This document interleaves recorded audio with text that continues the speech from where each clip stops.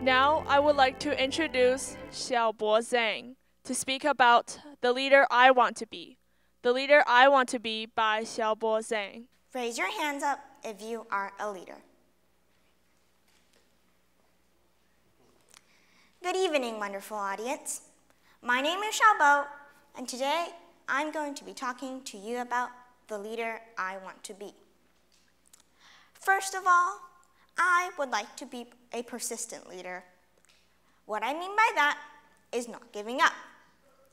If you fail the first time, try a second time. And if that doesn't work out, try a third time. Because one day, you will achieve your goal.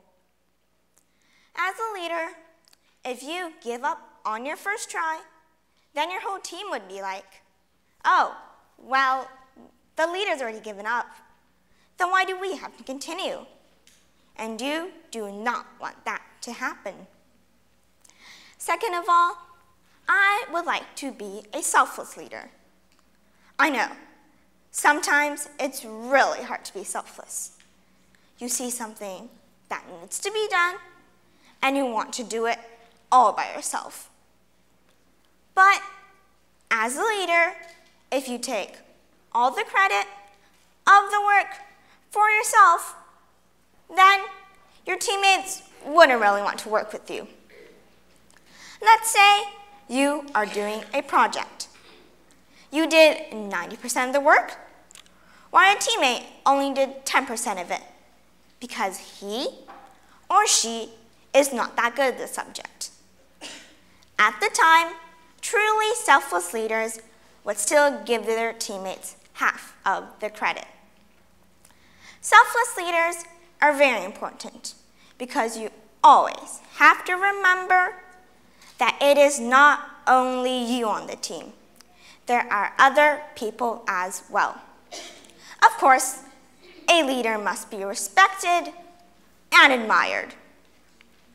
But selfless people are much more likely to attract people to work with them.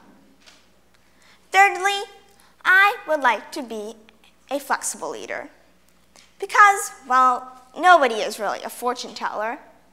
Nobody can see ahead of time and know whether their plan will work out or not.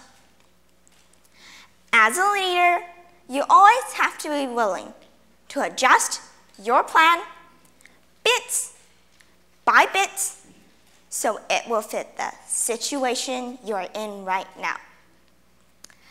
Lastly, I would like to be an open-minded leader. I want to be a leader like that because if you don't listen to your teammates' ideas, then what's the point of them being on your team? I know that sometimes you come up with one idea, and you know that it's the best. But even if you do think that that idea is the best, you still have to let your teammates contribute. If you don't like the idea, you can just say, well, think about it. And that will make them feel much, much better. Don't forget, nobody is perfect, and that includes the big cheese. Your teammates are always there to help you when you make a mistake. Open-minded leaders are very important because you always have to think of the thoughts and feelings of the entire organization. In conclusion, I would like to be a persistent, selfless, flexible, and open-minded leader.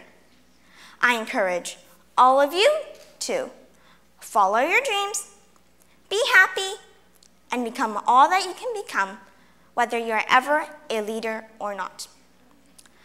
I would like to end today's speech with one of my favorite leader quotes by John C. Maxwell. A leader is one who knows the way, goes the way, and shows the way.